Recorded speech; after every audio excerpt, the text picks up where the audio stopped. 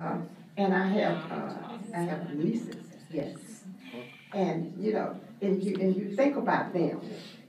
When you think about things like this with bills like that, the first thing you think about is, what are you going to tell when a bill like this comes?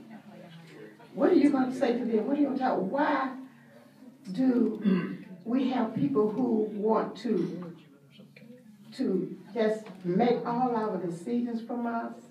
Do not have some of those safety nets that we think that are important? Things in this bill that we feel that we need more of and not less, and not cut out those particular things that we know is going to help us to when we get to the point that we might need it. My niece might need it. But and it's about, and as I said, I don't believe in abortions. I never would have had an abortion, but I also never would have gotten pregnant before I got married and was ready. And God blessed me with that, and I thank Him for that. But some people have to make that decision sometimes in their lives. And what we're saying is people are going to get it anyway.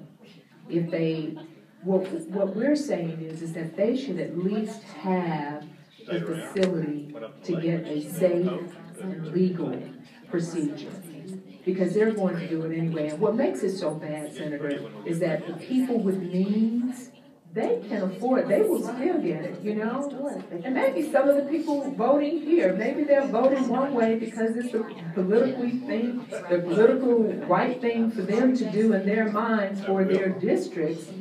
But if they were caught in a situation, they will probably do it and then send whoever off to wherever to have a safe one. But people who do not have the means to do that won't have the same. So, don't try to come through the back door with this bill talking about safe. That's not what it is. That's right. The total motive is to shut them down, shut them off, and make them not available here in the state of Alabama. That's right. And I think another thing that you said was important is not what we're not up here advocating that people get pregnant and have abortion. That's not what we're all about. No. We are about women, if they are pregnant, if they have to have abortion, they need to choose. They should have a right.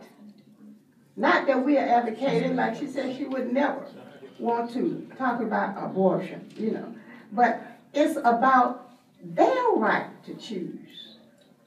And not have not have anyone else to decide what they're going to do about this.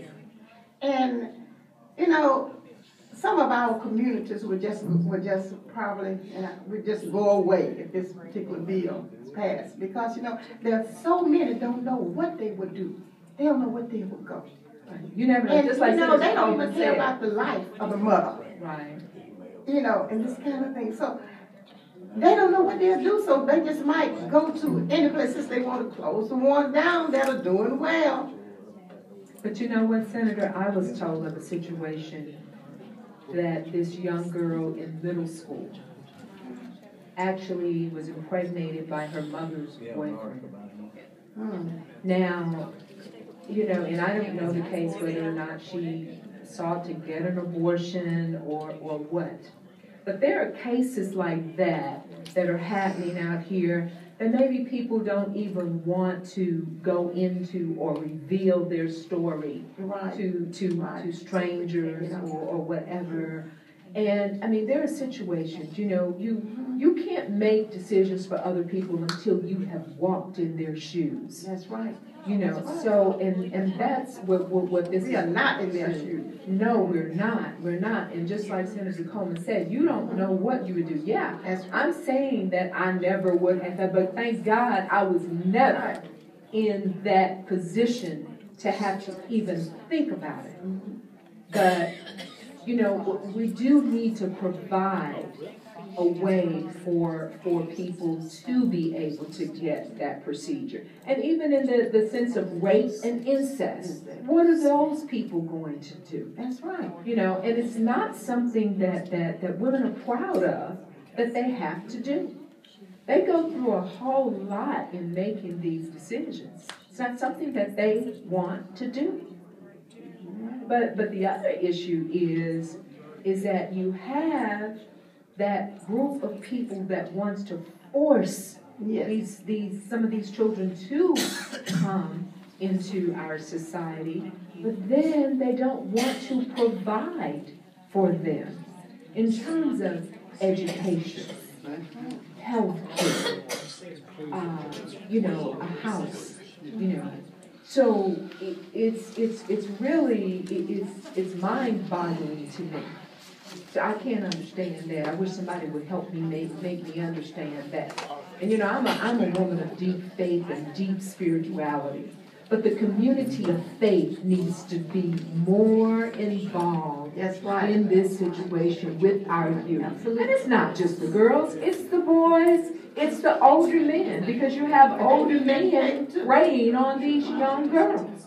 So somewhere we need to stop that. Let's get to the root of the problem, and let's do something about that. And oh no.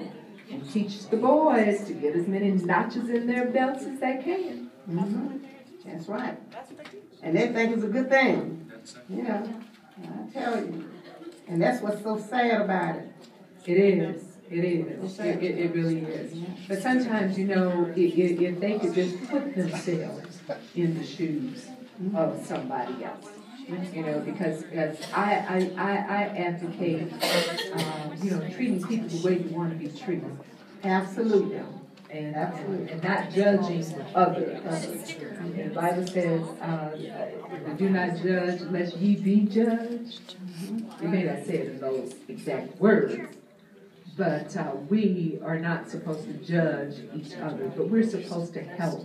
We're supposed to love each other. That's right. And especially when it comes to our children. Yeah, there is no doubt. We definitely need to do that, when it comes to our children. Mm-hmm. And then we need to think about our children when we see bills like this. First of all, I want to apologize to you for coming up here. Oh, no. But I knew, I told you I'm not going to be able to start my first album. Yes. I was happy to see you. I'm going to come up here and Senator Priscilla was nice enough to let me. Yeah, see, he told me, he said, you're going to take my mic. I said, no, you're going to give it to me. But instead you gave it to Senator Dunn. You're so sweet, Senator Priscilla, when you want to be. Never. When you want to be.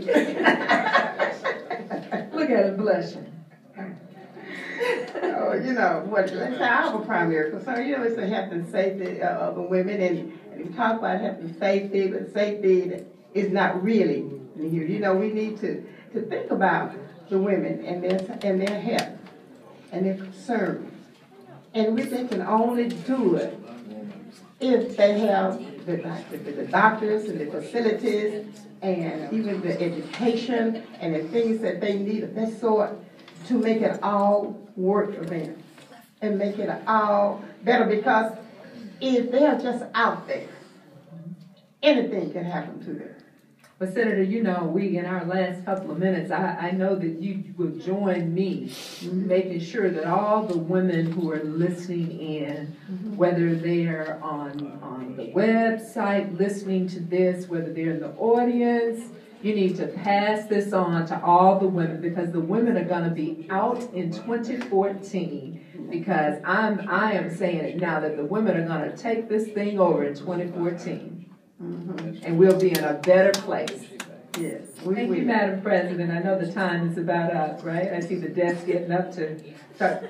Senator, you want to close it out? I would just like to say, I know it's time to go and all this, but I just want you, the women up here, that we feel you, because we feel the same way that you do about your right to choose, and about the health care the ones that you love, and we are concerned about that too. Time has expired. That fine. We have the roll call on cloture petition. Clerk will call the roll. Mr. Allen, Mr. Beasley, Mr. Beeson, Mr. Bedford, Mr. Blackwell, Mr. Brubaker, Mr. Bussman, Ms. Coleman, Mr. Dial, Ms. Dunn, Mr. Fielding, Ms. Figures, Mr. Glover, Mr. Hightower, Mr. Holly, Mr. Holtzclaw, Ms. Irons, Mr. Cahey,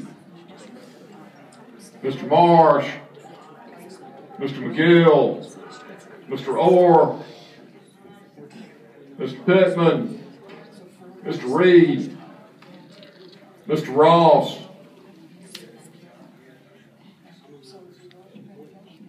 Mr. Sanders, Mr. Sanford,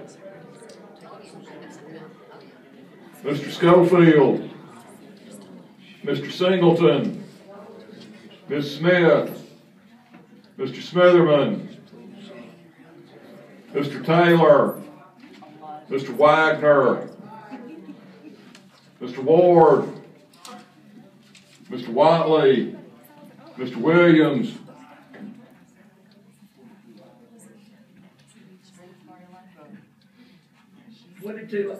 Twenty-two ayes and 11 nays. The cloture petition is adopted.